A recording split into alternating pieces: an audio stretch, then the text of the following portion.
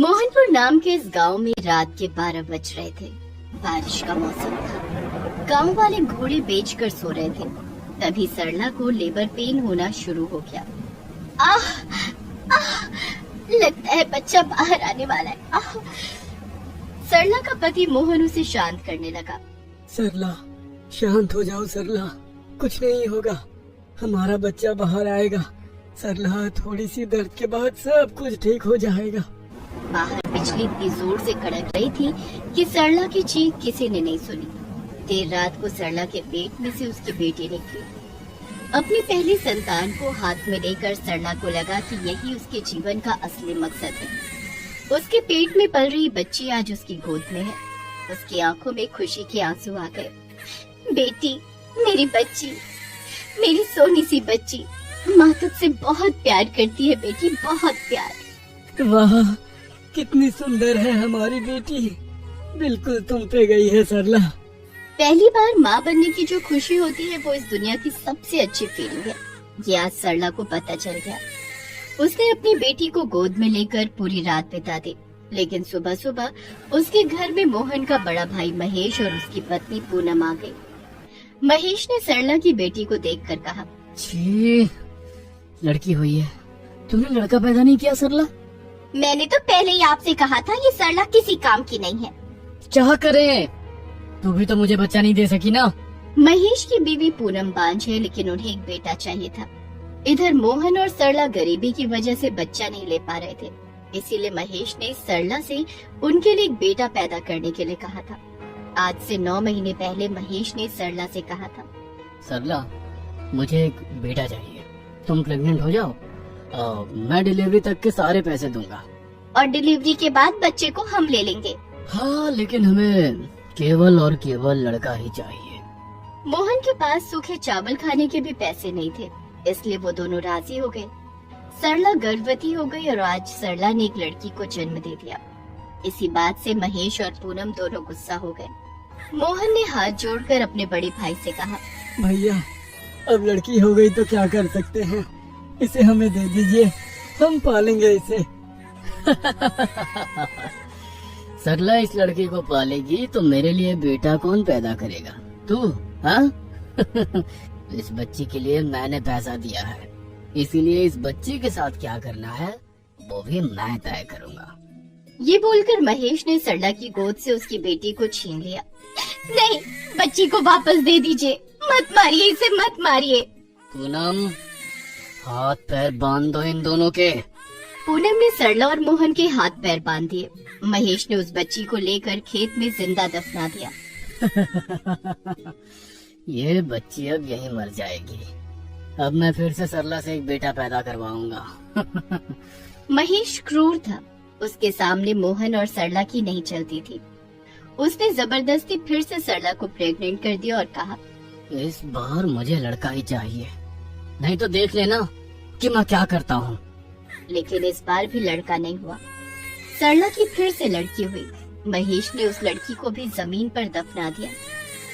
ऐसे ही सरला को 5 बेटियां हुई और 5 को जमीन में आसपास दफनाया गया। अब सरला की तबीयत खराब हो गई। उसने हाथ जोड़कर कहा, माफ कर दीजिए मुझे, मुझसे ये काम नहीं होगा, मैं और बच्चे पैदा नहीं कर सकती। ठीक है, तो फिर तुम दोनों को एक फूटी कौड़ी नहीं मिलेगी। ये घर भी हमारा है, निकल जाओ यहाँ से। पूनम और महेश ने मोहन और सरला को घर से निकाल दिया। मोहन बहुत गरीब था, न ही उसके पास कोई घर था, न ही कोई जमीन थी। लेकिन महेश के पास पूरे गांव में सबसे ज्यादा जमीन थी। वो गांव का सबसे अमीर इंसान था। महेश ने 5 बच्चियों को अपनी ही जमीन पर दफनाया था। वहीं पर एक तालाब भी था। मोहन और सरला उसी तालाब के पास जाकर बैठ गए। मैंने कभी नहीं सोचा था कि मेरा खुद का भाई मेरे साथ ऐसा करेगा। पैसों के लिए आजकल भाइयों में भी दरार आ जाती है जी, लेकिन अब हम खाएंगे क्या, रहेंगे क्या? जब तक भैया को पता नहीं लगता हम दोनों यहीं एक झोपड़ी बनाकर रहेंगे, लेकिन खाने का कुछ इंतजाम करना पड़ेगा। महेश ने जिन बच्चियों को जमीन में दफना दिया था वो 5 अभी तक मरी नहीं थी। जमीन के अंदर तापमान अच्छा था, मिट्टी गीली थी। उसी गीली मिट्टी से उन बच्चियों को पीने का पानी मिल रहा था। मिट्टी में कीड़े मकोड़े थे, वही सब खाकर पांचों बहनें जिंदा थी और आज उन लोगों ने अपने माता पिता की बात सुन ली। उन्हें बहुत दुख पहुंचा। वो लोग आपस में बातें करने लगे। हमारी वजह से हमारे माँ बाप दुखी हैं। उनके पास खाने के लिए कुछ भी नहीं है। उस अत्याचारी चाचा और चाची को सबक सिखाना पड़ेगा, जिन्होंने हमारे माता पिता के साथ बदसलूकी की और हमें यहाँ दफना दिया। लेकिन हमें अपने माता पिता के लिए खाने का इंतजाम करना पड़ेगा। सुनो सब लोग, कल सुबह हम हमारी नाभियों से फूल गोभी उगाएंगे। उनसे हमारे माता पिता को खाना मिलेगा। सभी बहनें राजी हो गई। उधर मोहन ने पेड़ों से डाल काट काट कर दोनों के लिए एक झोपड़ी बना ली और दोनों उसी के अंदर सो गए। रात को पांचों बच्चियों ने अपनी अपनी नाभियों से फूल गोभी का पेड़ उगाया और सुबह उनमें बड़े बड़े 5 फूल गोभी उग गई। सुबह नींद से उठकर मोहन ने देखा झोपड़ी के बिल्कुल सामने 5 फूल गोभी उगी हुई हैं। सरला, वो देखो, वहाँ 5 फूल गोभी अपने आप उग गए हैं। अरे वाह, भगवान हमारे साथ है जी, आज हमें भूखा नहीं रहना पड़ेगा। मोहन ने एक फूल गोभी को तोड़ा। उससे उस बच्ची को दर्द हुआ। वो मिट्टी के अंदर से चिल्लाई, आह! मोहन ये सुनकर सोच में पड़ गया। अरे, ये आवाज कहाँ से आई? खैर कोई नहीं, बाकी के फूल गोभी भी तोड़ लेता हूँ। मोहन ने दूसरी फूल गोभी तोड़ी और वो बच्ची भी मिट्टी के अंदर दर्द से चिल्लाई, आह! मोहन फिर से चौंक गया। ऐसे उसने 5 फूल गोभियों को तोड़ लिया। उसने सरला से कहा, सरला, मैं जैसे ही एक फूल गोभी तोड़ता हूँ, पता नहीं कहाँ से कोई बच्ची दर्द भरी आवाज में चिल्लाती है। ये कभी होता है क्या? आप भूखे हो ना? ये आपके मन का वहम होगा। हाँ, सही कहा। मैं आग जलाता हूँ, बहुत भूख लगी है। मोहन ने झोपड़ी के सामने आग जलाई और उसी आग में फूल गोभी को रोस्ट करके दोनों खाने लगे। बहुत दिनों के बाद दोनों ने पेट भरकर खाना खाया। अगले दिन 5 बहनों ने बंद गोभी उगाई। मोहन और सरला ने बंद गोभी खाई। ऐसे ही एक के बाद एक सब्जियां उगती रही और मोहन सरला पेट भरकर खाते रहे। सरला, हमने इतने दिनों तक कितनी मुश्किलों का सामना किया है, लेकिन अभी हमें पेट भर के खाना मिल रहा है। लेकिन पता नहीं हर रोज नए नए सब्जियां उगा कौन रहा है। पता नहीं जी, हमें खाने को मिल रहा है, यही बहुत है। मोहन और सरला शांति से रहने लगे, लेकिन ये शांति ज्यादा समय के लिए नहीं थी। एक दिन महेश और पूनम वहाँ से जा रहे थे। तभी उन्होंने मोहन और सरला को फूलगोभी खाते हुए देखा। अरे, ये क्या? ये दोनों यहाँ क्या कर रहे हैं? आपने दोनों को घर से भगा दिया, लेकिन ये दोनों तो यहाँ रहने लग गए हैं और मेरे ही खेत में से सब्जियाँ उठाकर खा रहे हैं। चलिए दोनों को भगा देते हैं। नहीं नहीं, रुक जाओ, हम कल इन दोनों को जड़ से मिटा देंगे।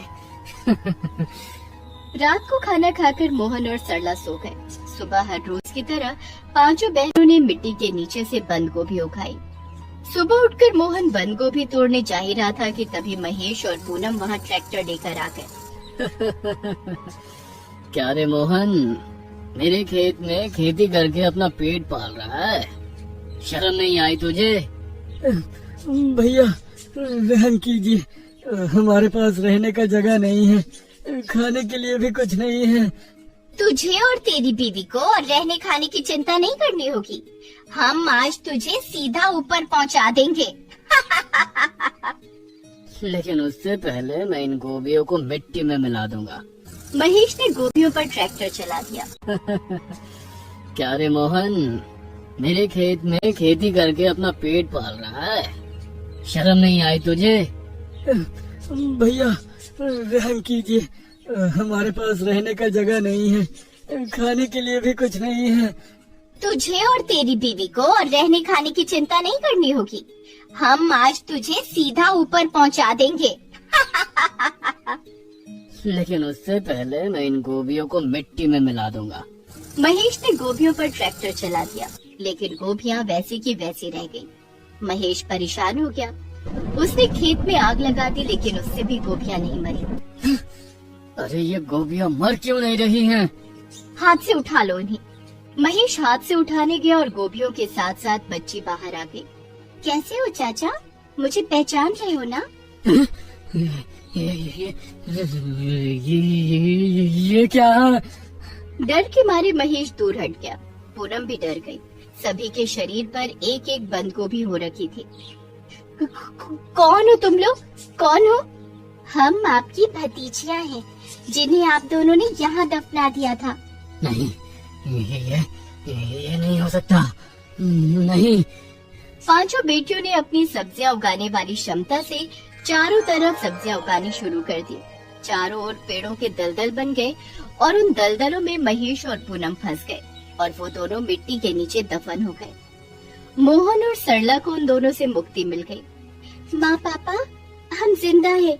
हम पांचों आप ही की बेटियां हैं। बेटी, मेरी बच्ची, मेरी बेटी। उसे सब कुछ मिल गया, घर, जमीन और पांचों बेटियां। इसके बाद वो सभी एक साथ रहने लगे। पांचों बेटियां सब्जियां उगाने लगी। उन्हें कभी किसी भी चीज की कमी नहीं हुई। वो लोग खुशी से जीवन बिताने लगे।